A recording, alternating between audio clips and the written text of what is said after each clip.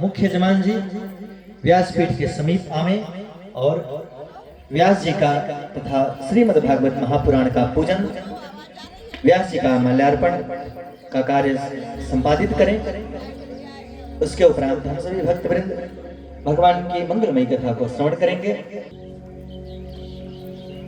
ओम पवित्रस्थो वैष्णवो समुद्रप्रसवोत्मनाम्य चित्रेण पवित्रेण सूर्यस्रश्मिभिः सदे पवित्रपदे पवित्रबोधभजत्कामः पुनेदक्षिके यम्मा पवित्रः पवित्रो वा सर्वावस्थां गतो विवा यः स्मरेत् पुण्डरीकाक्षं सबाह्याभ्यन्तरः शुचे पुण्डरीकाक्षः पुनात् पुण्डरीकाक्षः हस्तेक्षताः पुष्पाणि गृहीत्वा पुराणपुरुषध्यानम्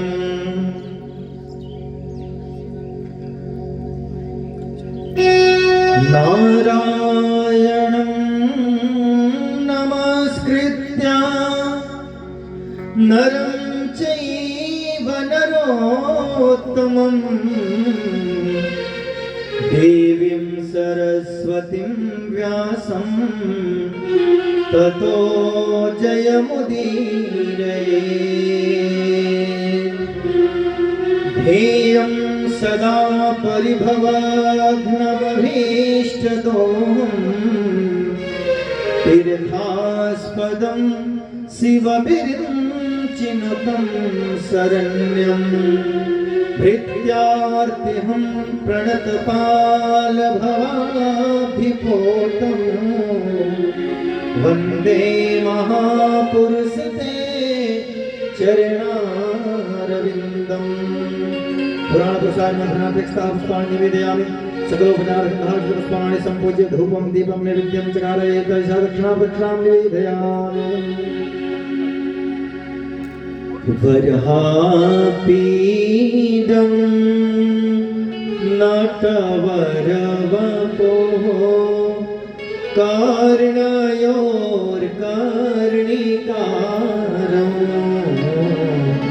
विभ्रत्वा कनके कपिसा वैजयन्ती जमाना रन्ध्रान् वेणोरधर सुधया पूरयन् गोपवृन्दै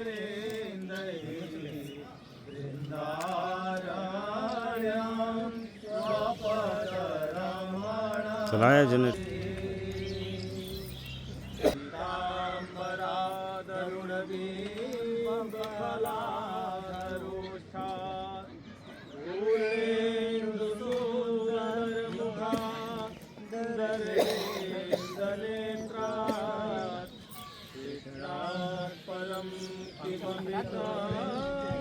अरे वो जजमान जी का है, जजमान जी का है, जजमान जी।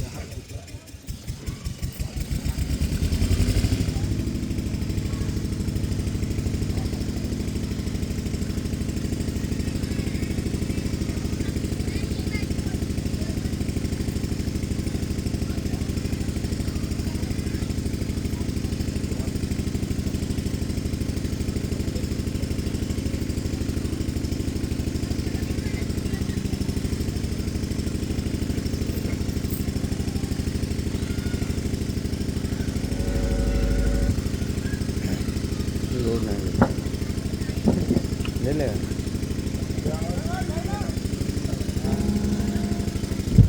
हरि ओम। अथ व्यासपूजनं व्यासाय विष्णुरूपाय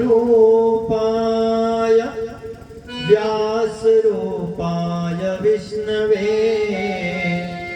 नमो वै ब्रह्मनिधये वासिष्ठाय नमो नमः। नमो स्वनन्ताय सहस्रमूर्तये सहस्रपादाक्षिशिरोरुबाहवे सहस्रनाम्ने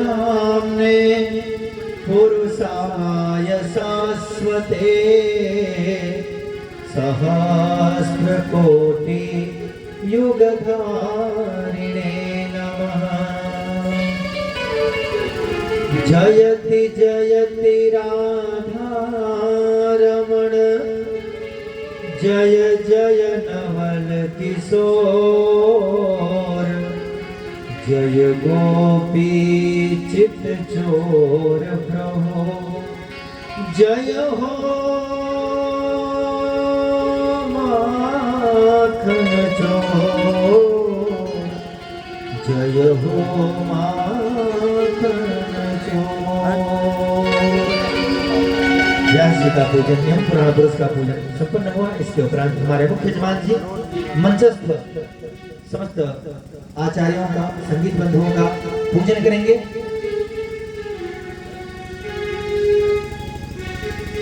अस्मासुधत्ता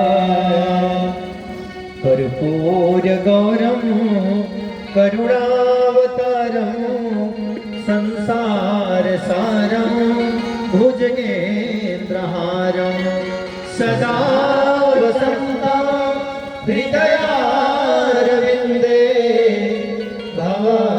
भवानी सहिता नमामि।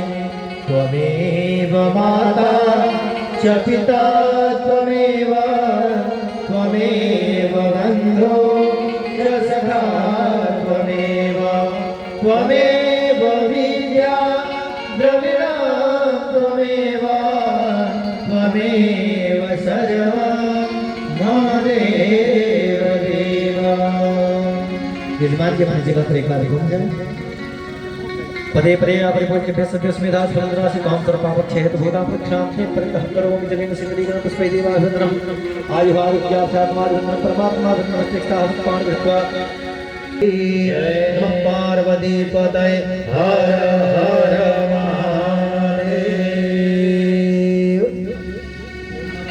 देखिए हम सभी भक्तवृंद बहुत ही सौभाग्यशाली हैं। अभी कुछ देर पूर्व श्री व्यास जी ने आप सबको अवगत कराया कि जन्मांतरे भवित पुण्यम तदम भागवतम लभेत। जब हमारे जन्म जन्मांतर के पुण्य एक साथ उदय हुआ करते हैं तब जाकर के भगवान की मंगलमयी कथा श्रवण करने का लाभ हम सबको इस जीवन में प्राप्त होता है। आइए ऐसी मंगल कथा में हम सभी प्रवेश करें। श्री व्यास जी से करबद्ध निवेदन है, हम सभी भक्तवृंद व्यास जी से आग्रह करते हैं कि भगवान की मंगलमयी कथा में समस्त भक्तवृंद को अवगाहन करा के सबके जीवन को कृतार्थ करें। श्री व्यास जी। हरि श्री राधे बढ़ाइए। हरि ओम श्री राधे, जय श्री राधे। थोड़ा मीट कर लीजिए। ओम हल्का से इको। हरि ओम श्री राधे, जय श्री राधे। ओम श्री राधे। हरि ओम।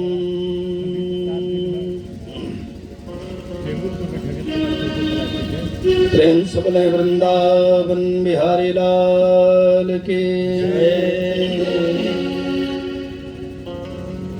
लंबोदरम परम सुंदर में कदंतम पीतांबरम त्रिनयनम परमं पवित्रम। ऐसे बैलेंस कर रहा है। उद्य दिवाकरनिभोज्वलकान्तिकान्तं विघ्नेश्वरं सकलविघ्नहरं नमामि। हे पद्मवासिनि सुपद्मकरे च लक्ष्मी ब्रह्माण्डनाशिनि भयङ्करि कालिके वीणाधरे भुवि सरस्वती ज्ञानशीले देवी त्रयं सततिमार्तिहरं स्मरामि लोकाभिरामं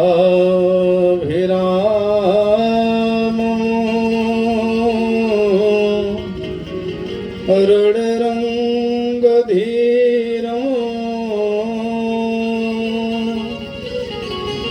राजीवनेत्रं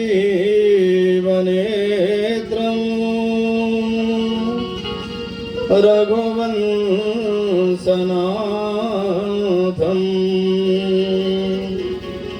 कारुण्यरूपं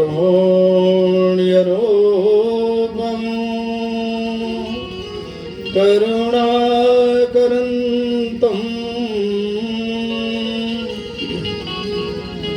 श्रीराम शरणं प्रपद्ये मनोजवं मारुततुल्यवेगं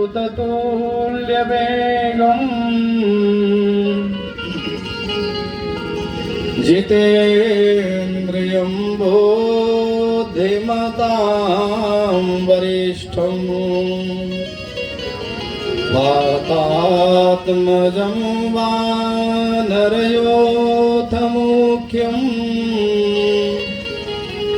श्रीरामदूतं शरणं प्रपद्ये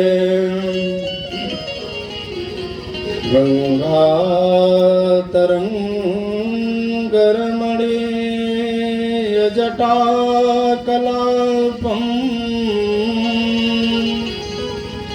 गौरे निरन्तरविभूषितवामभागम् नारायण प्रियमनङ्गमदापहारम् वाराणसी पुरपते भज विश्वनाथम् कान्ते सितामृषतनेन्दुतुषारदेन्दुः यत्र एकतो विलसितामसिताङ्गशोभाम् वृन्दावने विकृतयामुनगाङ्गसङ्गम् राधा मुकुन्दयुगलं तदहं नमामि लक्ष्मीनाथ समारम्भाम् नाथयामुनिमध्यमाम्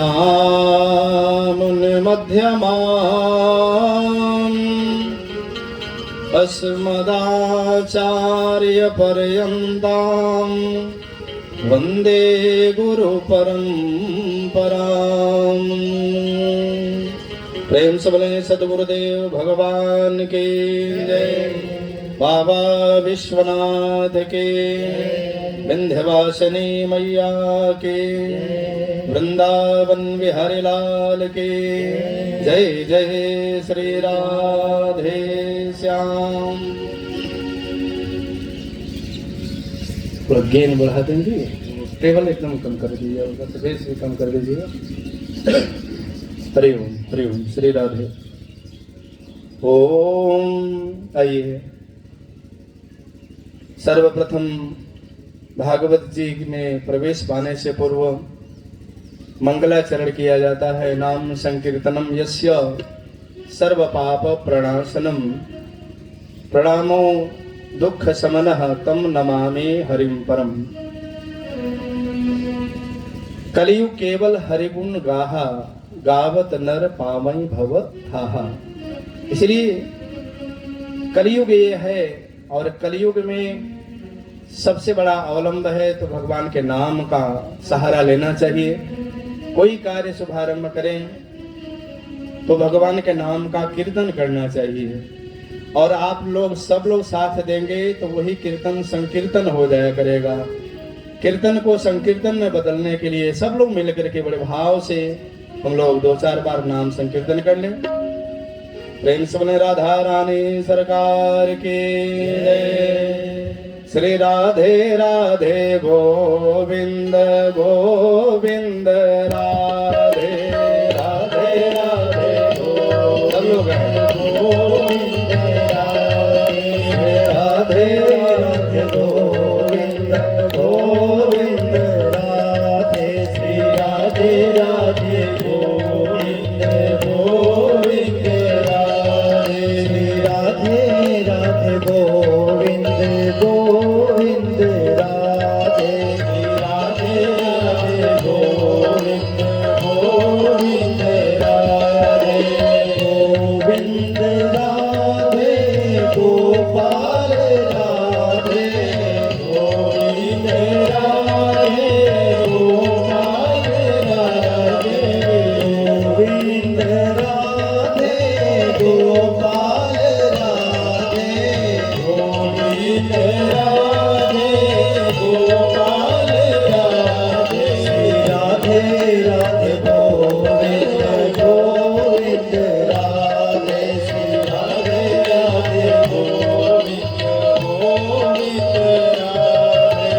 गोविंद राधे गोपाल राधे।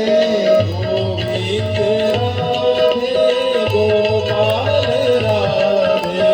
गोविंद राधे गोपाल राधे। गोविंद राधे गोपाल राधे। गोविंद राधे गोपाल राधे। गोविंद राधे गोपाल राधे। गोविंद राधे गोपाल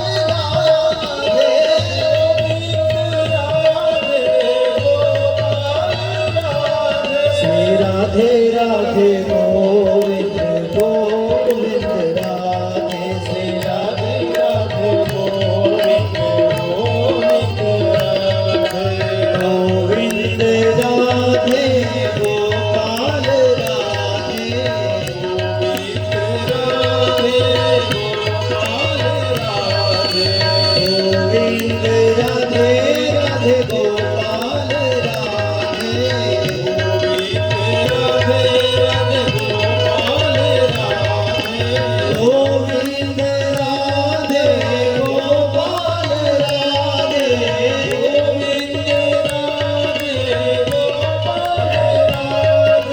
गोविंद राधे गोपाल राधे। गोविंद राधे गोपाल राधे। श्री राधे राधे गोविंद गोविंद राधे। श्री राधे राधे गोविंद गोविंद राधे। श्री राधे राधे गोविंद गोविंद राधे। श्री राधे राधे गोविंद गोविंद राधे। श्री राधे राधे गोविंद गोविंद राधे। श्री राधे राधे गोविंद गोविंद राधे। श्री राधे राधे गोविंद गोविंद राधे। श्री राधे राधे गोविंद गोविंद राधे। गोविंद राधे राधे गोपाल राधे। गोविंद राधे राधे गोपाल राधे। गोविंद राधे गोपाल राधे। गोविंद राधे गोपाल राधे। गोविंद राधे राधे गोपाल राधे। गोविंद राधे राधे गोपाल राधे। श्री राधे राधे गोविंद गोविंद राधे। राधे राधे गोविंद गोविंद राधे। श्री राधे राधे गोविंद गोविंद राधे। राधे राधे गोविंद गोविंद राधे। प्रेम से बोले राधा रानी सरकार के हो। सदाशिव महादेव के हर हर महादेव। सच्चिदानंद रूपाय विषयोत्पत्ति भक्त्यादि हेतवे तापत्रय विनाशाय श्री कृष्णाय वयं नमः। हरि ओम। परम मंगलमय परात्पर अखिलेश्वर अकारण करुणा वरुणालय भक्तवांछा कल्पतरु भगवान श्री कृष्ण की प्रत्यक्ष यदि मूर्ति आज कलयुग में है तो भागवत है। व्यास जी कह रहे हैं हे तेषां वाङ्मयी मूर्ति प्रत्यक्षा वर्तते हरिः। अतः श्रीमद् भागवत को भगवान स्वरूप समझ करके हम लोग प्रणाम करते हैं, पूजन करते हैं, आरती उतारते हैं। भक्ति भक्ति भगवंत गुरु चतुर्नाम बपुएक तिनके पद बंदन किए नासत विघ्न अनेक। पहले ये सूत्र मिला कि जन्मांतरे भवेत् पुण्यम तदा भागवतम लभे। भगवान की अहेतु की महती करुणा कृपा के फलस्वरूप आज वह अवसर पूरे श्री राम नगरवासी, सोनभद्रवासी और ओबरावासी में ये जो श्री राम नगरवासी सभी लोग हैं, अथवा इस यंत्र के माध्यम से जहाँ तक भी ध्वनि पहुंच रही है, कथा सुनने के आतुर भक्त जन हैं, सभी लोग बड़भागी हैं और केवल इसी जन्म का उनका भाग्य नहीं है। भाग्योदयेन बहुजन्म समरेण सत्संगमं च लभते पुरुषो यदा वै। अनेक जन्मों का पुण्य थोड़ा थोड़ा जब इकट्ठा हुआ तब जाकर के मानव का तन प्राप्त होता है। इसको गोस्वामी श्री रामचरितमानस में तुलसीदास गोस्वामी जी ने भी कह रहे हैं कि बड़े भाग मानुष तन पावा। और भागवतकार कह रहे हैं, व्यास जी कह रहे हैं कि दुर्लभो मानुषो देहि। दुर्लभ है मानव का शरीर पाना। तो मानव का शरीर मिला और मानव के शरीर पाने के बाद भी यदि हम शरीर पाने का परम लक्ष्य न जान सकें तो वह भाग्य हमारा दुर्भाग्य में बदल जाया करता है। वो स्वामी जी को कहना पड़ा कि यह शरीर अधम शरीर हो जाया करता है। जैसे करें कि बड़े भाग्य मानुष तन पावा, बड़े भाग्य मानुष तन पावा, बड़े भाग्य मानुष तन पावा, बड़े भाग्य मानुष तन पावा, सुर दुर्लभ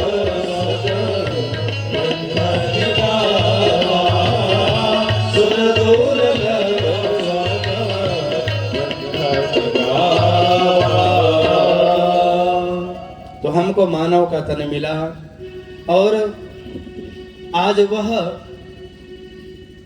जो कई वर्षों से हम लोग प्रतीक्षा कर रहे थे उसमें हम भी आदरणीय श्रीमान जी सभी लोग आतुर थे, पिपासु थे, जिज्ञासु थे। और यही नहीं, जब सदाशिव महादेव जी का काशी से आगमन यहाँ पे हुआ तो इतनी आतुरता थी कि कब भगवान शिव की प्राण प्रतिष्ठा हो जाए, कब वह घड़ी आ जाए। कई बार कई तरह के मन में संकल्प विकल्प जगे लेकिन हर इच्छा भावी बलवाना। प्रभु की इच्छा जो होती है, जो चाहते हैं वही समय पे ही कार्य कराते हैं। आज वह घड़ी आई, फलस्वरूप में श्री सदाशिव महादेव की प्राण प्रतिष्ठा के शुभ अवसर पे श्री राधा कृष्ण भगवान के भी प्राण प्रतिष्ठा का कार्यक्रम, महामहोत्सव का कार्यक्रम चल रहा है। आज से शुभारंभ हुआ। साथ ही साथ में श्रीमद् भागवत सप्ताह ज्ञान यज्ञ, श्रीमद् भागवत सप्ताह को ज्ञान यज्ञ कहा गया है। तो इसमें हम देखेंगे, समझेंगे कि कर्म कांड, उपासना कांड और ज्ञान कांड तीनों विधियों का यहाँ पे पालन होगा।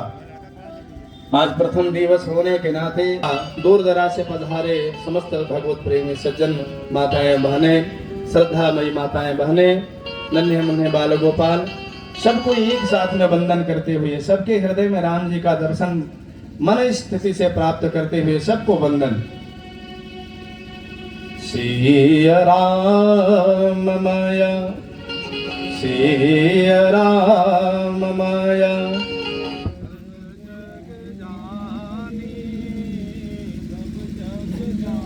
क्या हो गया है?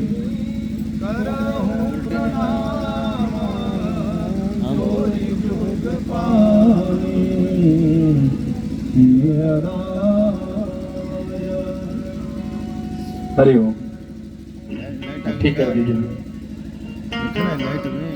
लाइट नहीं ना है। सिया राम माया सब जग जाने, सिया राम माया सब जग जाने,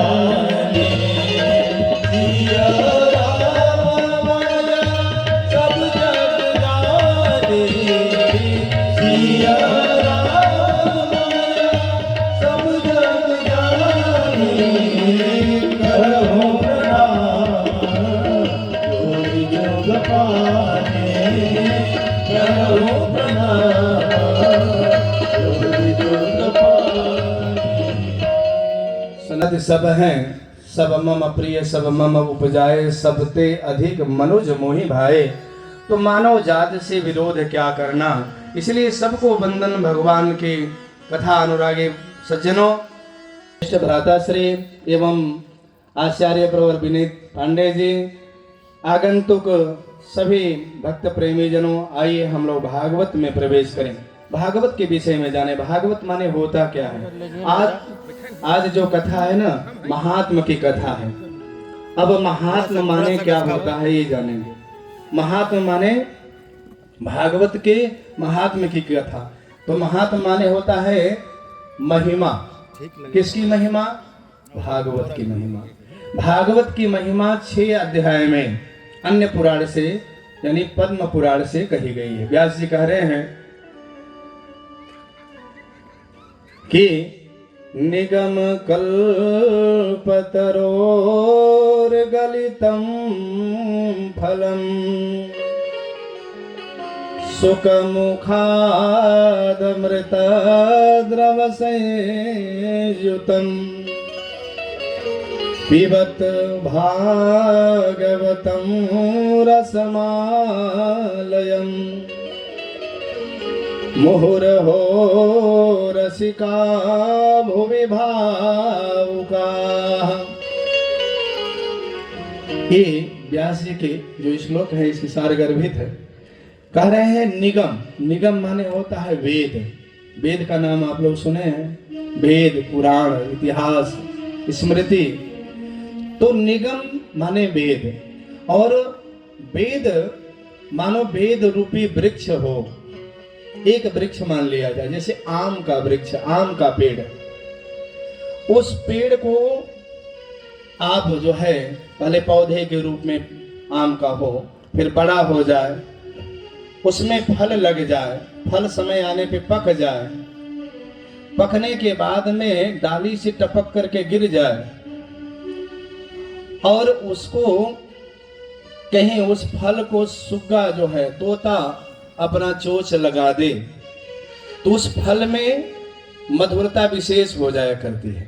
फल तो है, फल में मधुरता तो है, रस है, उसमें मिठास है, लेकिन यदि तोते ने अपनी चोंच लगा दिया तो वह फल और ज्यादा मधुर हो जाता है। उसी तरह से 17 और भी पुराण हैं। मद्वयम भद्वयम चैव वत्रयम वचतुष्टयम अनाप कुस्गलिंगानि पुराणानि विधिर्बुधा। ये 18 पुराण हैं, लेकिन 18 पुराणों में श्रेष्ठ जो पुराण है, महापुराण है, उनको भागवत महापुराण कहा जाता है। प्रेम से बोले भागवत महापुराण के जय हो। भागवत के विषय में थोड़ी चर्चा चल रही है, परिचय चल रहा है। परिचय जानना बड़ा जरूरी है। जब तक परिचय नहीं एक दूसरे को जानते हैं ना, तब तक हम लोग मानते भी नहीं हैं। व्यवहार में देख लिया जाए, हमारे आपके बीच में इसी सभा में कोई अपरिचित व्यक्ति आ जाए, जब तक उसके विषय में, उसके महिमा के विषय में, उसके महत्व के विषय में हम नहीं समझेंगे, नहीं जानेंगे, हमारा उससे कोई लेना देना नहीं रहेगा। लेकिन जैसे ही उसकी विशेषता जानेंगे, उसका महत्व समझेंगे, तब तो उसको आदर के साथ बैठाएंगे। ठीक इसी तरह से भागवत के विषय में पहले बताया गया है। पुराणानां तिलकम यद वैष्णवानां धनम इदं भागवतं नाम पुराणं ब्रह्म संहितं भक्ति ज्ञान विरागाणां स्थापनाय प्रकाशितम्। श्रीमद्भागवतं शास्त्रं कलौ कीरेण भासितम्। यह जो श्रीमद् भागवत महापुराण है, यह इनमें 18,000 श्लोक हैं, 335 अध्याय हैं और 10 सर्ग से युक्त होने के कारण से यह महापुराण कहा जाता है। और जितने पुराण हैं उनमें 5 सर्ग हुआ करता है, लेकिन भागवत में 10 सर्ग हैं। अत्र सर्गो विसर्गस्य स्थान पोषण मूतयः मनमंतरै सानुकथा निरोधो मुक्तिराश्रयः। आश्रयः, आश्रय माने किसकी आश्रय में हमें जाना चाहिए, हमारा कौन अपना है, इसके विषय में बतलाया गया है। सच्चा साथी कौन है तो जानते हैं, 3 बातें कही गई है, तदीयता, त्वदीयता और मदीयता। इसका मतलब हुआ तदीयता, तुम हमारे हो, गोविंद भगवान प्रभु तुम हमारे हो और हम तुम्हारे हैं और तुम हमारे ही हो। हम तुम्हारे हैं, तुम हमारे हो और तुम हमारे ही हो। इसलिए कहना पड़ेगा गोविंद मेरो है, गोपाल मेरो है, गोविंद मेरो है, गोपाल मेरो है, गोविंद मेरो है, गोपाल मेरो है, गोविंद मेरो है, गोपाल मेरो है। श्री के बिहारी नंद लाल मेरो है,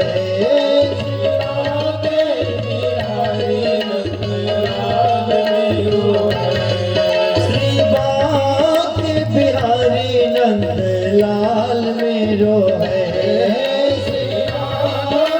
बिहारी नंद लाल मेरो है, गोविंद मेरो है, गोपाल मेरो है, गोविंद मेरो है, गोपाल मेरो है। श्री नंद झूठ लाला गोपाल मेरो है, श्री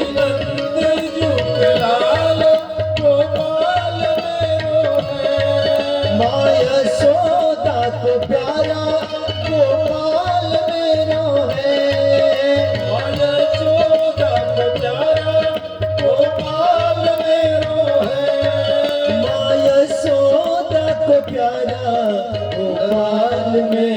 है यशोदा तुम्हारा गोपाल मेरो है गोविंद मेरो है गोपाल मेरो है गोविंद मेरो है गोपाल मेरो है गोविंद मेरो है गोपाल मेरो है गोविंद मेरो है गोपाल मेरो है गोविंद मेरो है गोपाल मेरो है। प्रेम से बोले गोविंद भगवान की जय हो। अब 7 दिन हम लोगों को गोविंद से नाता बनाना है, राधे राधे गाना है और जैसे ही प्राण प्रतिष्ठा भगवान शिव की कर देना है उसके बाद हर हर महादेव भी गाना है। प्रेम से बोले राधे राधे राधे राधे। भागवत जी के महत्व के विषय में भी जो कहा गया, तो भागवत माने क्या होता है उसको भी आप लोग परिचय जान लीजिए। अभी भागवत के महात्म की बात कही गई। महात्म माने होता है महिमा और भागवत माने क्या होता है, भागवत और भगवान में कोई अंतर नहीं कहा गया है। भगवता प्रोक्तम भागवतम माने कि जो भगवान का स्वरूप है वह भागवत है। इसलिए अब हमें भगवान कौन है इसका परिचय करना है। भगवान कौन है समझ रहे हैं आप लोग, जान तो रहे हैं आप लोग। सारे देवताओं को भगवान नहीं कहा जा सकता है। जो देवता है ना वो भी माँ के पेट से जन्म लेते हैं, राक्षस भी माँ के पेट से जन्म लेते हैं और मनुष्य भी, और अन्य जो योनियां हैं जिसको 84 लाख योनियां कहा गया है। जैसा जैसा सुकृत होता है, पुण्य होता है, वैसा वह अपनी योनि में जाया करता है। बहुत सत्कर्म होगा तो देव योनि में जाना पड़ेगा, लेकिन देवताओं को भगवान नहीं कह सकते हैं। भगवान किसे कहते हैं जानते हैं आप लोग?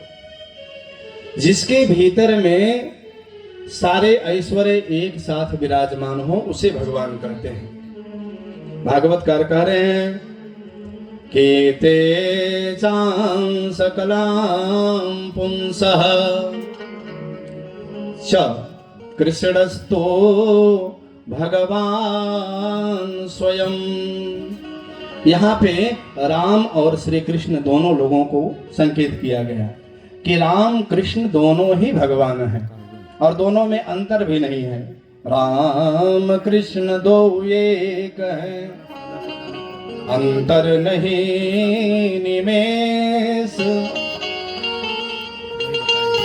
अब हम ये कह रहे थे कि इनको भगवान कहा जाता है, परिचय बतला रहे हैं। अभी देखिए आप लोगों के मन में ये जिज्ञासा होगी और लोगों को भगवान नहीं कहा जाता क्या? शिव जी को नहीं कहा जाता, हनुमान जी को नहीं कहा जाता, देवी जी को नहीं कहा जाता? नहीं, बात ये पूरी कथा आप सुनेंगे तो बात समझ में आ जाएगी। मैं कहना क्या चाह रहा हूं कि भागवतकार कह रहे हैं कि जिनके अंदर, जिनके भीतर सारे ऐश्वर्य एक साथ विराजमान हो उनको भगवान कहा जाता है। तो अब ऐश्वर्य कितने होते हैं इसको जान लिया जाए। तो ऐश्वर्य 6 ही कहे गए हैं, 6। ऐश्वर्यस्य समग्रस्य वीर्यस्य यशसः श्रिया ज्ञान वैराग्योऽस्यैव षडां भगैतेर्णाः। अब और थोड़ा हम सरल भाषा में हम लोग बात करें, समझ में आ जाएगी बात। ऐश्वर्य क्या तात्पर्य है? मानो कोई व्यक्ति इतना धन अर्जित कर ले, हम लोग जितने बैठे हैं उनमें से सबसे ज्यादा उसके पास धन हो जाए तो उसे क्या कहेंगे? धनवान कहेंगे। धनवान कह देने से उसका अर्थ निकल जाता है कि उस व्यक्ति के पास में बहुत ज्यादा संपत्ति है। और इतने लोगों के बीच में कोई बहुत ज्यादा बलशाली हो जाए उसको क्या कहेंगे? बलवान कहेंगे। बलवान कह देने से उसका अर्थ निकल जा रहा है।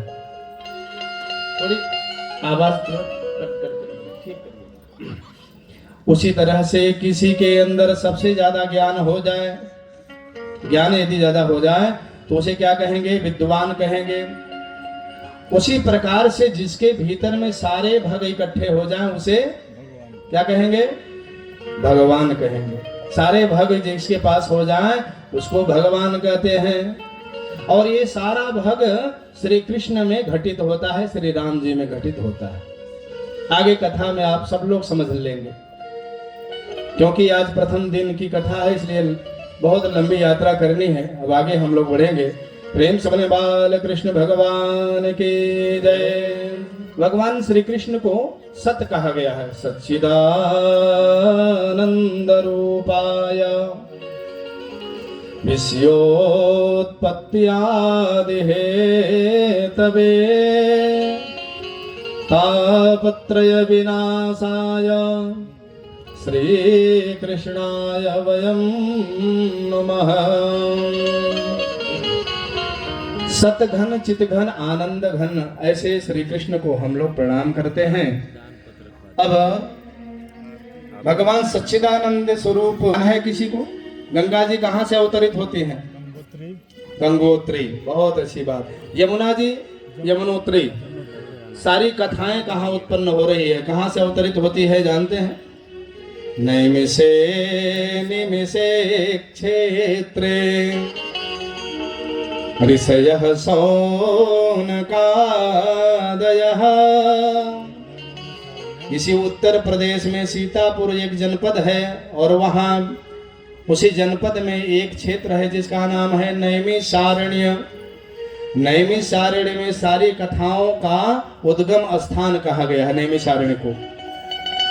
तो नैमिषारण्य में एक बार एक दो नहीं 88,000 ऋषि समुदाय इकट्ठा हुआ। अब देखिए मूल बात पे आ रहे हैं, अभी तक तो भूमिका चल रही। 88,000 ऋषि लोग क्या कर रहे हैं जानते? 1000 वर्ष का एक यज्ञ कर रहे हैं। जैसे हम लोग 7 दिन के यज्ञ कर रहे हैं, हमारे श्रीमान जी यज्ञ का संकल्प ले बैठे हैं, उसी तरह से 1000 वर्ष का एक यज्ञ चल रहा है।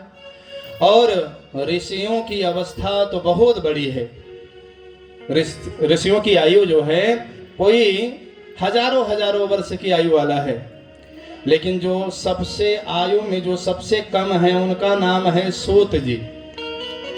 और जो आयु में जब सबसे बड़े हैं उनका नाम है सौनक जी। ध्यान रखेंगे, नाम पे ही पूरी बात चलेगी। सौनक जी पूरे ऋषियों का प्रधान मानो के सेनापति बन करके, अधिपति बन करके सबके तरफ से सूत जी से प्रश्न करते हैं। क्यों? जो आयु में सबसे बड़ा है वह प्रश्न कर रहा है, जो आयु में सबसे छोटा है उससे प्रश्न कर रहा है।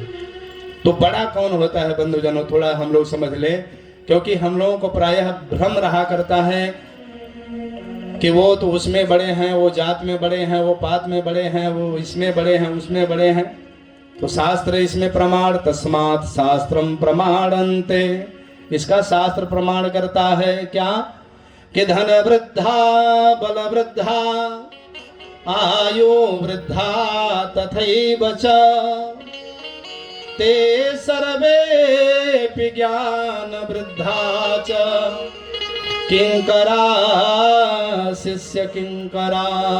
कोई धन में बड़ा हो गया, कोई बल में बड़ा हो गया, कोई आयु में बड़ा हो गया, लेकिन सबसे बड़ा वह होता है जो ज्ञान में बड़ा होता है। ज्ञान कौन सा? 2 प्रकार की विद्या होती है। एक तो खाने कमाने वाली विद्या होती है और एक विद्या वह होती है जो ये नर तन पाने के बाद मुक्त कराने वाली विद्या होती है।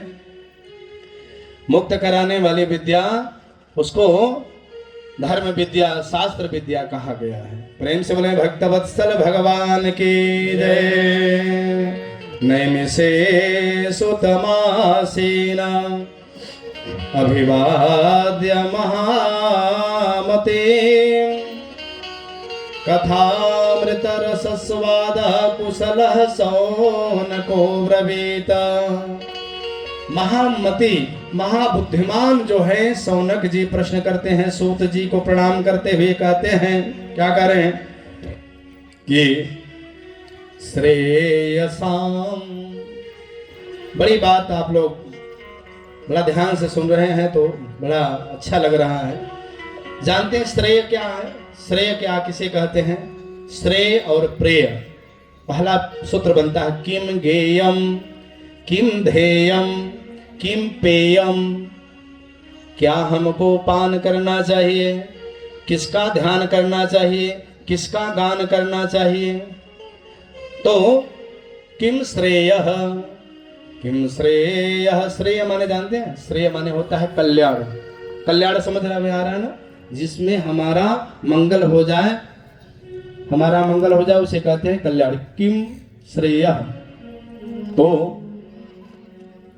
ऋषियों ने प्रश्न किया कि श्रेयसाम यद भव श्रेय पावनानां च पावनम कृष्ण प्राप्ति करम सस्वद साधनम तद वदाधुना।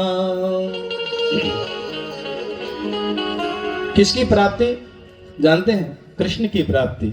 कह रहे हैं कि कृष्ण प्राप्ति करम शाश्वत। अभी अभी निवेदन हम कर रहे थे, कृष्ण कौन है? कृष्ण माने भगवान। तो आप भगवान से कुछ मन्नत मांगते हैं, यदि आपकी मन्नत पूरी हो जाए तो भगवान बड़े हैं ना, भगवान बड़े हैं। और मांगते मांगते कहीं आपने भगवान को मांग लिया, भगवान मिल जाए तो भगवान से और कुछ मांगना शेष रह जाएगा, कुछ मांगने की जरूरत पड़ेगी। इसलिए ऋषियों ने कहा कि कृष्ण प्राप्ति करम सस्वद। सस्वत माने ऐसा आप सत्य सत्य बोलिए जिससे कृष्ण की प्राप्ति हो जाए, भगवान की प्राप्ति हो जाए। और जो परम मंगल को भी मंगल प्रदान कर देने वाला हो वह शास्त्र आप वचन करिए, वाचन करिए, बताइए, कहिए। क्यों?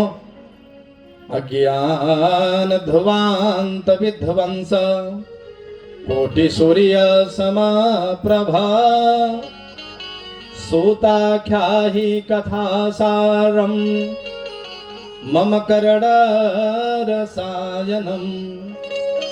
ऐसी बात कहिए जो हमारे कानों को बहुत सुनने में सुंदर लगे। जैसे पीने में कोई पदार्थ पेय अच्छा लगे तो हम लोग कहते हैं बड़ा अच्छा लगा, उसी तरह से कानों का जो रसायन का काम करे, ऐसी कथा आप कहिए। कृष्ण प्राप्ति कराइए और कल्याण के वचन आप बोलिए। क्योंकि हम लोगों का जो ज्ञान है घोर अंधकार में पड़ा हुआ है। ये कौन कह रहा है जानते हैं? प्रश्न कौन कर रहा है? सौनक जी। ठीक है, अभी अब सौनक सूत जी में ही हम लोग चल रहे हैं। तो सूत जी ने कहा कि प्रीति ही सौनक चित्ते ते। अरे सौनक जी, आपके मन में, आपके हृदय में हमारे प्रति इतना प्रेम है, इतना भाव है, तो मैं वह बात कहने जा रहा हूं जो हमारे गुरुजी ने समय आने पे परीक्षित जी को कहा था, वही बात कहने जा रहा हूं। लेकिन इस बात को सुनने के पहले आप सावधान होकर के सुनना पड़ेगा। सावधानतया शृणु प्रीति ही सौनक चित्ते ते यतो वच में विचार्य च सर्व सिद्धांत निष्पन्ना संसार भयनाशनम। सुनो, मैं वह बात कहने जा रहा हूं कि जो शास्त्रों का सार तत्व है, सर्व सिद्धांत निष्पन्न, और यही बात नहीं, संसार भयनाशनम। संसार में सबसे बड़ा भय जानते हैं किस बात का है? भय है ना, क्या है भय जानते हैं? कि कोई तन दुखे, कोई मन दुखे, कोई धन बिन रहत उदास, थोड़े थोड़े सब दुखे, सुखे राम के दास। तो संसार में कई प्रकार का भय है। कभी जहरीले जंतुओं से हमको भय है, कभी रोग से भय है, कभी शत्रु से भय है, तो कभी मरने का भय है। मरने का भय, अब देखिए एक बात आ गई है यहाँ पे। मरने का भय जो है किसको नहीं है? उसको नहीं है जिसको अपनी मृत्यु निश्चित नहीं जान पड़ रही है उसको मरने का भी भय नहीं है, ठीक है ना। लेकिन जिसको ये जानकारी हो जाए कि नहीं, डॉक्टर ने घोषित कर दिया बहुत बहुत दिन के मेहमान आप नहीं हैं, बहुत ज्यादा दिन तक समय नहीं चलेगा आपका, तो उसकी क्या हालत हो जाएगी।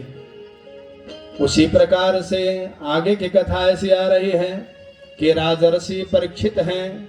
परीक्षित का प्रसंग जो है हम लोग कल सुनेंगे, लेकिन उनका थोड़ा सा संवाद यहाँ पे सुनना है। परीक्षित जी अभिमन्यु के बेटे हैं, और अभिमन्यु अर्जुन के बेटे हैं। तो सूत जी वह बात बतलाने लगे कि एक समय की बात है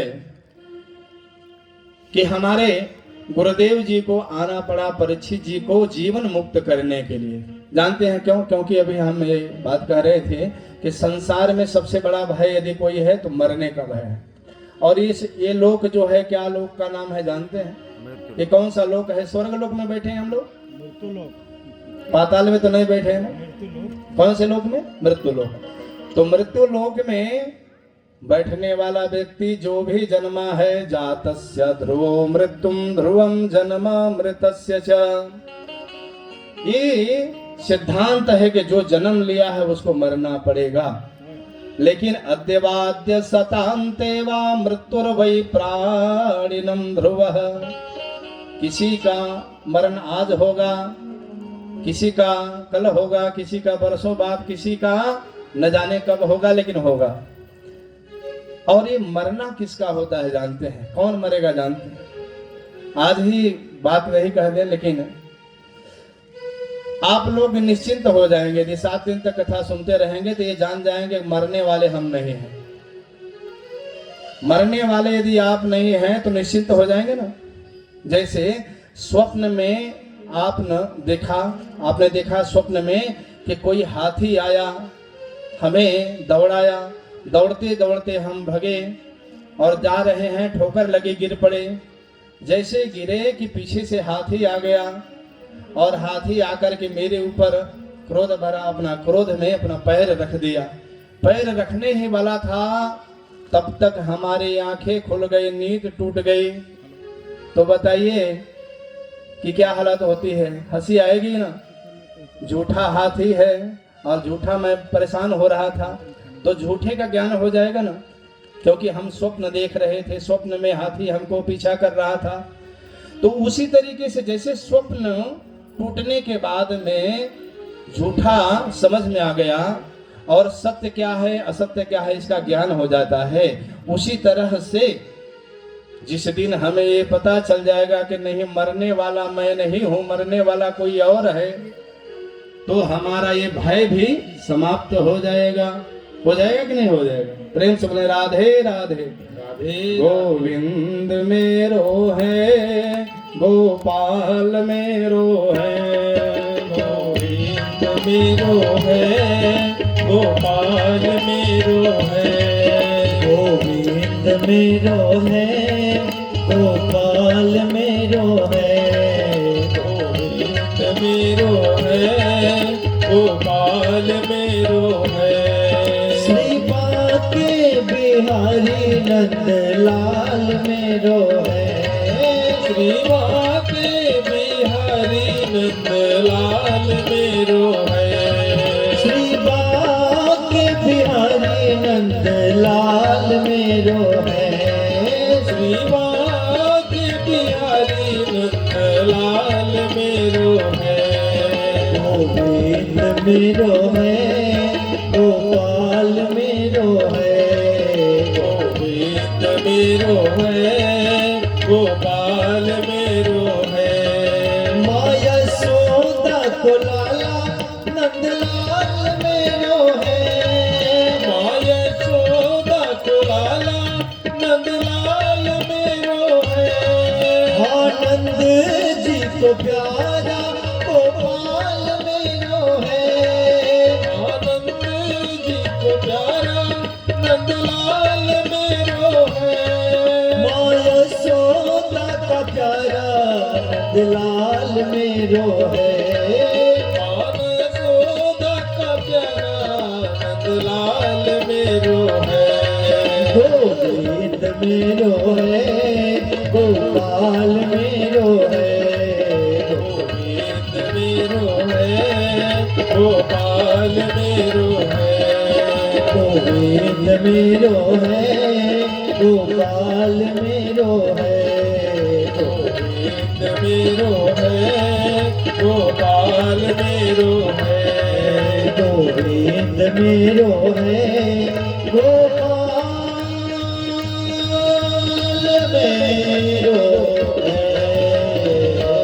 प्रेम से बोले भागवत भगवान की जय। वृंदावन बिहारी लाल की जय।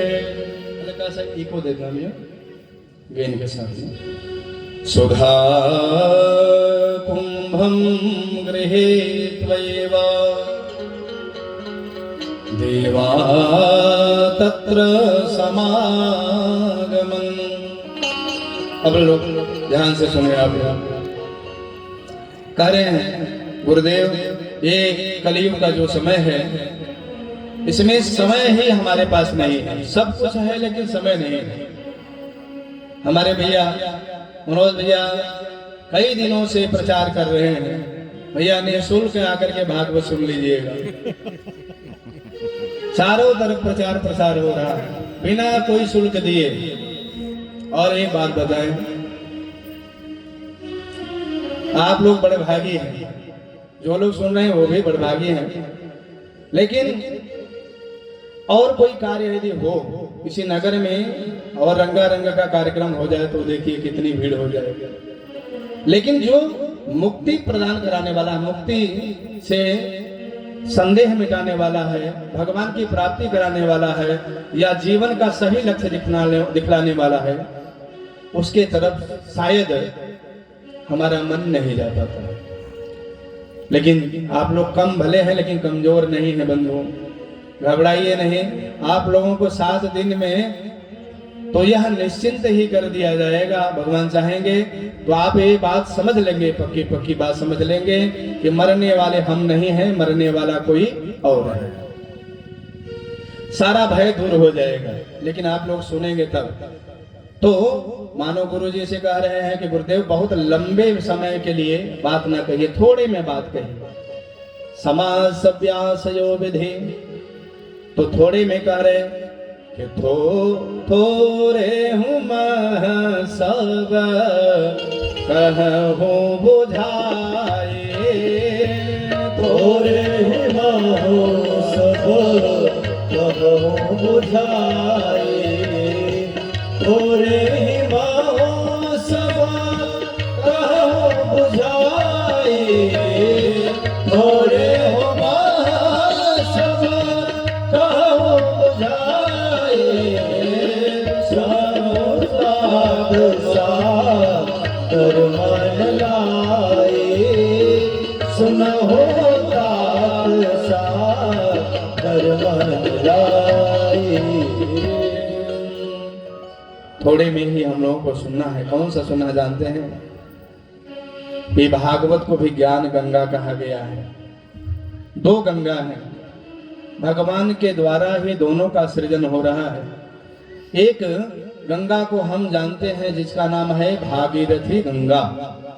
भागीरथी गंगा में जैसे हम त्रिवेणी संगम चले जाएं, प्रयाग चले जाएं, तो प्रयाग में गंगा जी, यमुना जी, सरस्वती जी तीनों का संगम है, त्रिवेणी संगम, वहां स्नान करते हैं। तो उनको भागीरथी गंगा कहा गया। और ये जो गंगा है इनको भागवती गंगा कहा गया है।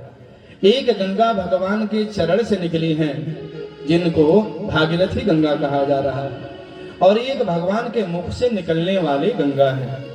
चाहे राम कथा गंगा हो, चाहे कृष्ण कथा गंगा हो।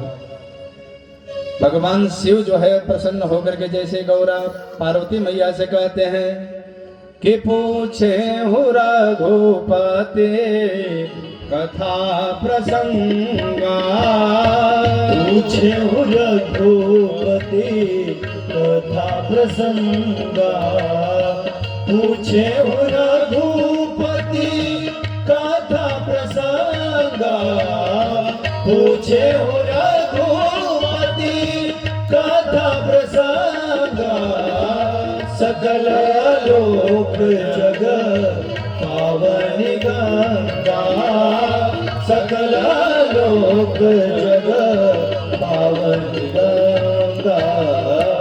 प्रेम से बोलें गंगा महारानी के। गंगा जी की विशेषता है 50 योजन की दूरी से, 50 योजन की दूरी से भी जो गंगा गंगा स्मरण करके, चिंतन करके, ध्यान करके स्नान करता है, वो गंगा में स्नान करने का उसे पुण्य मिल जाया करता है। तो यह जो गंगा है, भागीरथी गंगा, वो हमारे घर घर नहीं आएंगी। उस गंगा में हमें गंगा के पास जाना पड़ेगा, गंगा में स्नान करने के लिए उतरना पड़ेगा, स्नान करना पड़ेगा। लेकिन ये जो भागवती गंगा है, एक भागीरथी गंगा, दूसरी भागवती गंगा। भागवती गंगा घर गेहे गेहे जने जने, घर घर में जहां चाहेंगे वहीं पे पहुंच जाएंगे। और ये सकल लोक जग पावन गंगा, पूरे विश्व को पावन बनाने वाली गंगा है। प्रेम से बोले भागवत भगवान की जय। भागवत की इतनी विशेषता जब गाए, कौन गाया? सूत जी ने गाया। और सूत जी ने यह बतलाया कि जब मृत्यु का भय परीक्षित को व्याप्त हुआ, जैसे ही ज्ञान हुआ कि आज से 7वें दिन तक्षक नाग काटेगा और उसके नाग तक्षक नाग के काटने से हमारी मृत्यु हो जाएगी, उसका विष कभी भी उतरता नहीं है। और जितने नाग हैं उनके विष तो उतार लिए जाते हैं, चाहे डॉक्टर उतार लें अथवा कोई मंत्रवारी उतार दे, लेकिन तक्षक एक ऐसा नाग है उसका विष जो है जल्दी उतरता नहीं है। इसलिए जब परीक्षित को ये समझ में बात आ गई कि ऋषि कुमार ने हमें श्रापित कर दिया है, इति लंघित मर्यादम तक्षके सप्तमे हने दक्षयन्ते कुलांगारा चोदितम में तदद्रोहम। एक ऋषि कुमार हैं जिनका नाम है श्रृंगी, समीक ऋषि के बेटे हैं। एक समय की बात है बंधुओं कि इसी कलयुग की बात है, ज्यादा दिन की बात नहीं। और ये सारी बातें जो भागवत भी सुनाई जा रही है ना, इसी कलयुग में, जब द्वापर अपनी आयु पूर्ण करके विश्राम ले लिया, भगवान के जाने का जब समय हो गया था, 10 वर्ष कलयुग की आयु हो गई थी, उस समय पे भगवान इस धराधाम को छोड़ करके गए और अपना स्वरूप भागवत में स्थापित किए। कलयुग 30 वर्ष की आयु और व्यतीत अपनी आयु कर लिया था। उस समय पे एक बार राजर्षि परीक्षित जी ने जरासंध, जो मगध देश का राजा था, जिसको भीमसेन ने मार दिया था, और उसके राजकोष से सारा धन लेकर के आए और अपने राज्य में सम्मिलित कर लिया था। एक बार की बात हुई कि परीक्षित जी ने जरासंध के यहां से आया हुआ अन्न का भाजन किया, भोग लगाया, और उनका मन जो है आहार शुद्ध हो, कहा गया है उनका मन बिगड़ गया।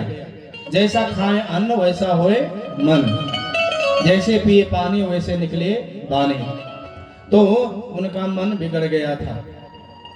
परीक्षित जी एक बार भ्रमण में निकले हुए थे, जंगल में गए, घनघोर जंगल में पहुंच गए, रास्ता भटक गए, मार्ग नहीं मिल रहा था। सुबह से दोपहर की बेला हो गई, भटक गए हैं। उन्हें बड़ी जोर की प्यास लग गई थी, भूख भी उन्हें सता रही थी। क्षुधा तुराणाम रुचिर नवेला, जो क्षुधातुर व्यक्ति हो जाता है उसे कुछ भी अच्छा लगता नहीं। भूख के मारे तड़प रहे थे, बड़ी जोर की उन्होंने पुकार लगाई, गुहार लगाई, अरे कोई है इस जगह पे, इस जंगल में कोई मेरी आवाज सुन रहा है, मुझे बड़ी जोर की प्यास लगी है।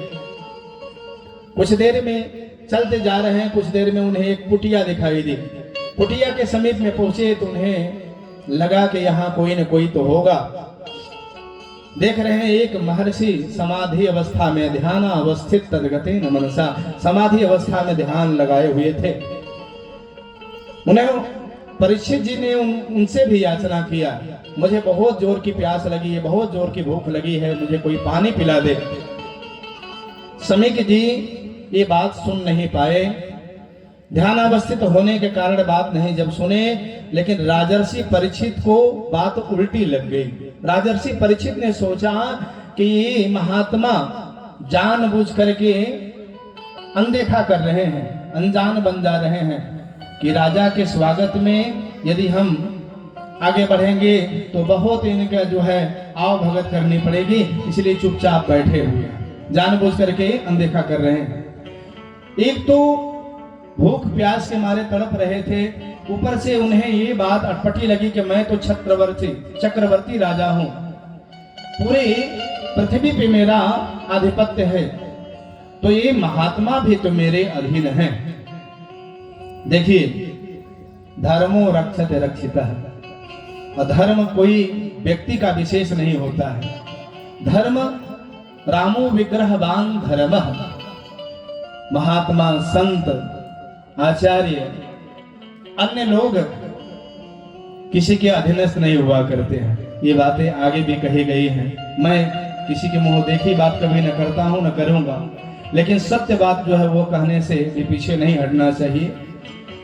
तो कह रहे हैं कि राजर्षि परीक्षित को उस समय पे क्रोध आ गया और उन्होंने अपमान करने की भावना से एक मरा हुआ सर्प धनुष के अग्रभाग से उठाया और उठा करके समीक ऋषि जी के गले में डाल दिया। समीक जी जैसे उस समय पहले थे उसी अवस्था में अभी भी हैं। मान कर दिया जाए, सम्मान कर दिया जाए तो भी ठीक है, अपमान कर दिया जाए तो भी ठीक है।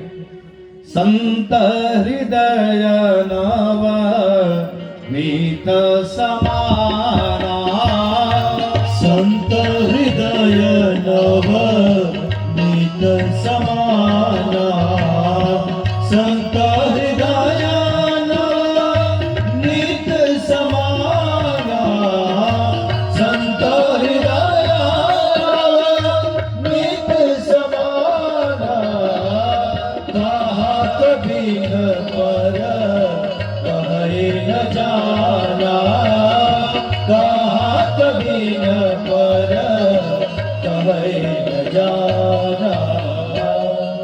समीक जी को तो कोई आभास नहीं हुआ, लेकिन ये सारी घटना एक संत का बेटा ऋषि कुमार देख रहा था, जिसका नाम था गौरव। गौरव मुख नाम के शिष्य दौड़ करके गया। कौशिकी नदी में सारे बच्चे स्नान कर रहे थे, महर्षियों के ऋषियों के पुत्र जो है स्नान कर रहे थे। उसी में समीक जी के बेटे श्रृंगी ऋषि भी स्नान कर रहे थे। आद्योपांत पूरी कथा जाकर के सुनाया कि तुम्हारे पिताजी के साथ में ऐसा दुर्व्यवहार कुलांगार राजा ने किया है, ऐसा राजा ने किया। जैसे सारी घटना को श्रृंगी जी ने सुना, नहाते समय उन्होंने तुरंत कौशिकी नदी का जल उठा लिया। कौशिक्याप उपस्पृश्य बाग वज्र विससर्जः, कौशिकी नदी का जल लेकर के तुरंत उन्होंने संकल्प किया, अरे कुलांगार राजा, तुम्हारे पूर्वजों ने, तुम्हारे पिता, तुम्हारे बाबा परबाबा ने महात्माओं का इतना आदर किया, ब्राह्मणों का इतना आदर किया, और तू अनादर करने वाला हो गया, कुलांगार हो गया। इसलिए मैं श्राप दे रहा हूं, बागवज्र चला रहा हूं। किति लंघित मर्यादम तक्षके सप्तमे हनि, सप्तमे हनि माने सप्तमे दिन ऐसा जो है तक्षक तुम्हें डसेगा कि कोई बचा नहीं पाएगा। अकाल मृत्यु तुम्हारी हो जाएगी। जो तुम्हारे ब्रह्मा जी के द्वारा मृत्यु पूरी होगी तो तुम्हारी मृत्यु अकाल मृत्यु में बदल जाएगी।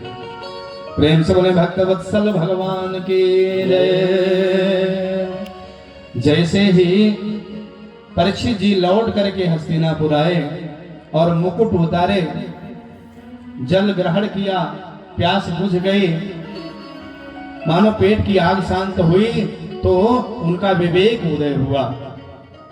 और एक बात और कहें कि विवेक तब उदय होता है जब संतों का जैसे भी दर्शन हो जाए ना, संतों के दर्शन होने के बाद में तो माने उनके जितने पाप ताप संताप होते हैं दूर हो जाते हैं। संत दरस जिमि पातक टरहि। ऐसा जब हो गया, परीक्षित जी को ख्याल आया, ध्यान आया, अरे हमने क्या क्या कर दिया, कितना अनर्थ कर दिया, हमसे घोर अपराध हो गया, उसका प्रायश्चित नहीं हो सकता, हमसे तो बहुत बड़ा अपराध हो गया। इधर जो है पश्चाताप की आग में परीक्षित जी जल ही रहे हैं।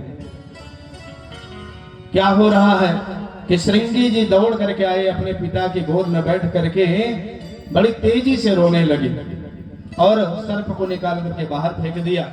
जब बेटे को रोता हुआ जाना, समीक जी की समाधि खुल गई और पूरा वृत्तांत उन्होंने देख लिया, जान लिया, ध्यान लगा करके भी देख लिया कि इसमें थोड़ा भी दोष परीक्षित का नहीं था। ये तो कलयुग उसके ऊपर सवार होकर के उसके द्वारा करा दिया, परीक्षित का इसमें कोई दोष नहीं था। और ऐसे निर्दोष राजा को हमारे बेटे ने, अल्पक बुद्धि वाला बेटा, उसको दंडित कर दिया। वो दंड नहीं था जिसको दंड दे दिया गया इतना, लेकिन दंड यदि मिल गया है तो उसका प्रायश्चित भी होना चाहिए। इसलिए उन्होंने अपने शिष्यों को दौड़ाया और जाकर के सूचना दिया, कहा कि जाकर के राजर्षि परीक्षित को सूचित करो कि उसके जीवन के केवल 7 ही दिन हैं। यदि बचने का तो मुक्ति पाने का कोई उपाय जानते हो तो कर ले। मानो जैसे ही परीक्षित जी को पता चला, ऋषि कुमार आकर के पूरा वृत्तांत बतलाते हैं कि महाराज अब तो आपके जीवन में केवल 7 दिन हैं। 7 दिन से 8वां दिन नहीं होता है बंधुओं। सत्य बात यही है कि केवल जीवन में 7 ही दिन होते हैं। वो 7 दिन, 7 से 8 दिन नहीं होता है। 7 दिन में ही मृत्यु काल रूपी अजगर बनकर के आएगी और अपना निवाला बनाएगी। ग्रास मुख ग्रास त्रास निर्णास हेतु काल व्याल मुख ग्रास त्रास निर्णास हेतवे।